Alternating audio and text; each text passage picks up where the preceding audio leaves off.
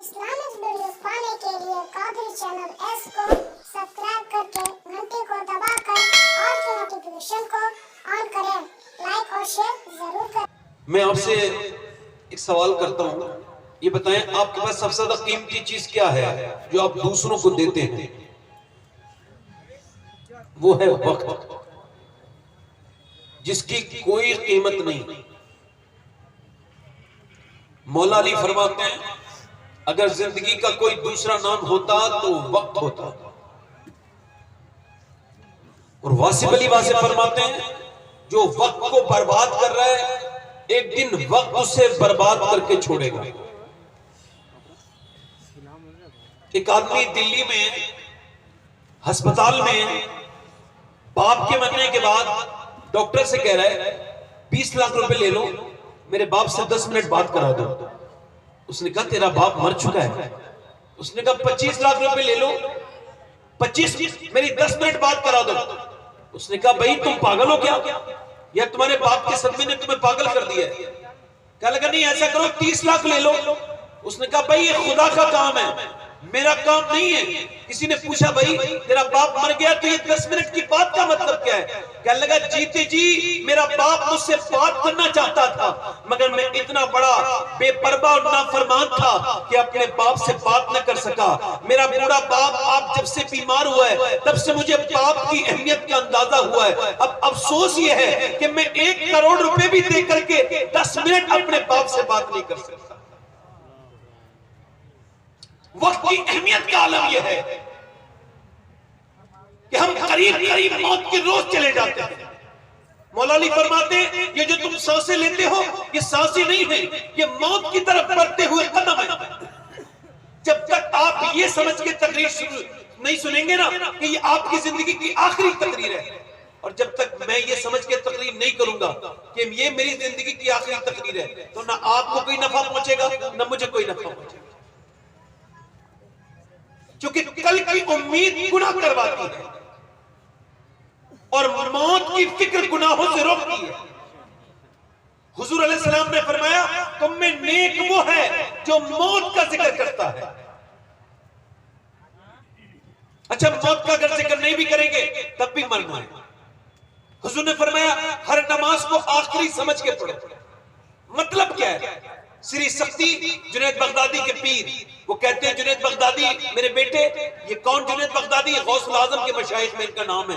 हजरत Junaid Baghdadi से कहते हैं श्री सख्ती बेटे मैं नमाज जब पढ़ता हूँ जुनैद तो नियत करता हूँ, तो नियत करने से पहले मैं तसव्वुर करता हूँ कि जैसे काबे को देख रहा हूँ। तो कहते हैं चूंकि मैं बूढ़ा हो चुका हूँ और अब मैं जब बूढ़ा तसव्वुर करता हूँ तो मुझे अल्लाह के फजल से काबा मेरी आंखों के सामने आ जाता है। कहते हैं दूसरा मेरा तसव्वुर ये होता है नमाज की हालत में कि मैं हालत नमाज में पुलसिरात के ऊपर खड़े होकर नमाज पढ़ रहा हूँ, नीचे जहन्नम है, हो सकता है कि कट के नीचे को गिर जाऊं। और तीसरा मैं ये ख्याल करता हूँ कि जब मैंने सजदे में सर रखा है तो मेरे ऊपर इज़राइल खड़े हैं, हो सकता है जैसे ही मैं अपना सर ऊपर उठाऊंगा मेरी रूह निकाल ली जाएगी। फिर मैं ये कहता हूँ मेरे मालिक, हो सकता है असर के बाद कहता हूँ मेरे मालिक हो सकता है मगरिब न मिल पाए। फिर ये कहता हूँ कि मालिक मैं इशा के बाद कहता हूँ हो सकता है कि रब मुझे फजर न मिल पाए। कितने ऐसे थे जो फजर से नमाज मगरिब की फजर से असर की जोहर की नमाज नहीं पढ़ पाए, कुछ जोहर से असर की नमाज नहीं पढ़ पाए। तो फिर मैं कहता हूँ मेरे मालिक कमजोर इंसान हूँ,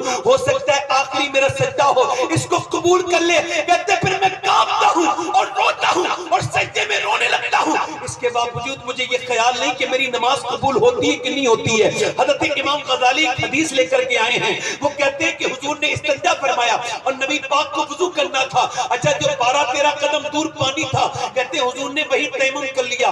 तयम्मुम होता है मिट्टी से, और तयम्मुम तब होता है जब पानी नहीं होता है, और जब पानी मौजूद हो तो तयम्मुम नहीं हो सकता।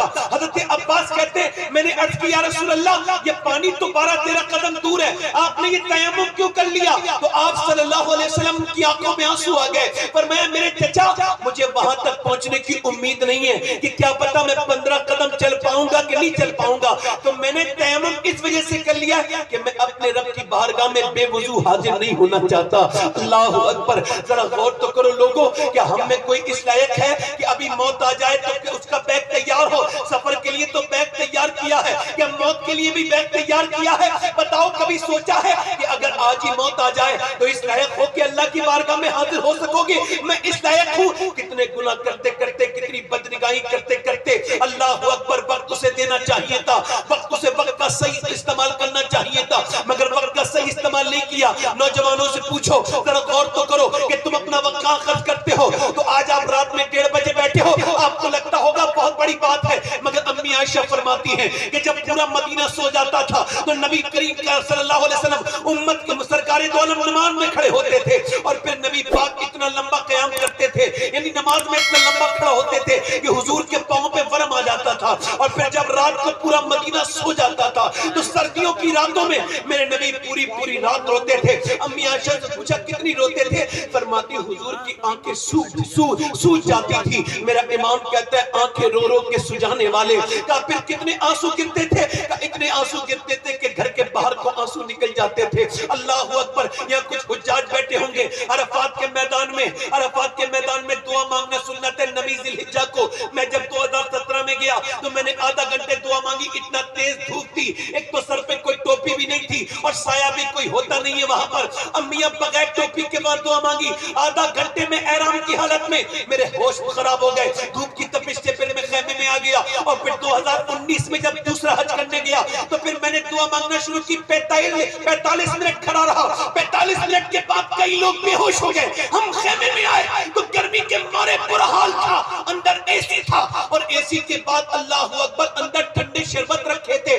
مگر پھر ایک حدیث یاد آئی، حضرت ابو ہریرہ کہتے ہیں کہ آخری حج کے موقع پر عرفات کے میدان میں میرے نبی پاک نے دعا مانگنا شروع کی تھی، اور کیسے دعا مانگتے تھے؟ میرے نبی نے دونوں ہاتھ اٹھا کے اور دھوپ کے عالم میں تپتی ہوئی دھوپ میں چلاتی ہوئی دھوپ میں میرے نبی نے دعا مانگنا شروع کی ہے، اور امت کے لیے دعا شروع کر دی میرے حضور نے۔ اور دعا مانگتے مانگتے 1 گھنٹہ ہو گیا، حضور نے دونوں ہاتھ سینے سے لگا لیے، اور لگانے کے بعد حضور سسکنے لگے۔ پھر 2 گھنٹے 3 گھنٹے نہیں، 4 گھنٹے نہیں، لگاتار 6 گھنٹے حضور امت کے غم میں روتے رہے، کہتے رہے مالک میری امت کو بخش دے۔ 6 گھنٹے لگاتار دھوپ میں کھڑے ہو کر جس نبی نے، آپ صلی اللہ علیہ وسلم نے، جنہیں ہم لوگوں کے لیے دعا مانگی ہے، کبھی تو یہ سوچ کے لرز جایا کر انسان کہ تو حضور کو بعد میں یاد کرتا ہے، حضور تجھے پہلے یاد کرتے ہیں۔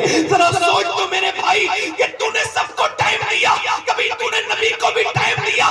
نوجوان یہ بتا کہ تیری زندگی کے کتنے گھنٹے یوٹیوب میں خرچ ہو گئے، اور کتنے گھنٹے تیرے انسٹاگرام میں خرچ ہو گئے، اور کتنے تیرے فیس بک میں خرچ ہو گئے؟ کیا بات ہے نوجوان یہ بتا، کیا بات ہے کہ تو فیس بک تو 4 گھنٹے چلا لیتا ہے، مگر تجھے کوئی بور نہیں ہوتا، تجھے تکلیف نہیں ہوتی، تیرا دل نہیں گھبراتا؟ کیا وجہ ہے کہ تو انسٹاگرام بھی دیکھ لیتا ہے؟ کیا وجہ ہے کہ تو یوٹیوب پر فلم بھی دیکھ لیتا ہے 3 گھنٹے، مگر تو 10 منٹ نماز نہیں پڑھ سکتا؟ کبھی تو نے یوٹیوب کھولنے سے پہلے یہ سوچا کہ اس نبی پر میں 100 مرتبہ درود پڑھ لوں جس نے راتوں رات میرے لیے دعائیں مانگی ہے، جس نے غار حرا میں پتھر پہ سر رکھ کے میرے لیے دعا مانگی ہے؟ مگر آج وقت کو برباد کیا جا رہا ہے، کائے میں، فیس بک میں، انسٹاگرام میں، یوٹیوب میں ڈاٹا فری ہے، تو کیا زندگی بھی فری ہے؟ کیا کیا جا رہا ہے؟ ذرا غور تو کریں، کیا لگایا جا رہا ہے؟ مسلمان لڑکے لگا رہے ہیں کیا اسٹیٹس کا مطلب ہوتا ہے حالات، اور مسلمان لڑکوں کے حالات اتنے خراب ہو گئے کہ لڑکیاں آدھے کپڑوں میں ناچنے والی لڑکیاں مسلمان لڑکوں کے موبائل پہ، اور مسلمان یہ بتانا چاہتا ہے کل تک میرے حالات ٹھیک تھے، آج میرے حالات یہ ہیں کہ میرے موبائل پہ لڑکیاں ناچ رہی ہیں، مسلمان لڑکیاں اپنے اسٹیٹس لگا رہی ہیں۔ استغفر اللہ معاذ اللہ، مجھے بتائیں اسٹیٹس کیوں لگایا جاتا ہے؟ امیاں جس لڑکی کا نام فاطمہ ہے، جس لڑکی کا نام عائشہ ہے، جس لڑکی کا نام خدیجہ ہے، جس لڑکی کا نام رابعہ ہے، وہ اپنی تصویر لگاتی ہے یوٹیوب پر، وہ اپنی تصویر لگاتی ہے فیس بک پر، وہ اپنے فالوور بڑھانے کے لیے تصویر لگاتی ہے، نیند پر ہے نا، آتی ہے موبائل کے سامنے، کہتی ہے فیس بک پہ یا انسٹاگرام پہ میرے فالوور بڑھ جائیں۔ میں ان تمام لڑکیوں سے گزارش کرتا ہوں جنہوں نے عائشہ اور فاطمہ اور خدیجہ نام رکھ کے یہ بدتمیزی شروع کی ہے، ان سے گزارش ہے یا تو اپنا نام بدلے یا اپنا کردار بدلے، ایک کام کرے، یا تو اپنا نام بدلے یا اپنا کردار بدلے۔ اور ایک گزارش اور کرنا چاہتا ہوں نوجوانوں، یہ کیا بھیک سی مانگتے ہو؟ مجھے لائک کر دو، مجھے سبسکرائب کر دو، مجھے لائک کر دو، میرے بٹن دبا دو، یہ کیا بدتمیزی کرتے ہو؟ پہلے مسلمان اللہ کے سامنے اسٹیٹس لگاتا تھا بھی کوئی فرق نہیں پڑے گا. اگر ایک لائق میرے رب نے کر دیا تو دنیا بھی کامیاب ہو جائے گی, آخرت بھی کامیاب. مگر آج کسی کو فکر نہیں ہے موت کی, اور سب موت کی طرف بڑھ رہے ہیں. آپ کہاں پر خرچ کر رہے ہیں اپنا؟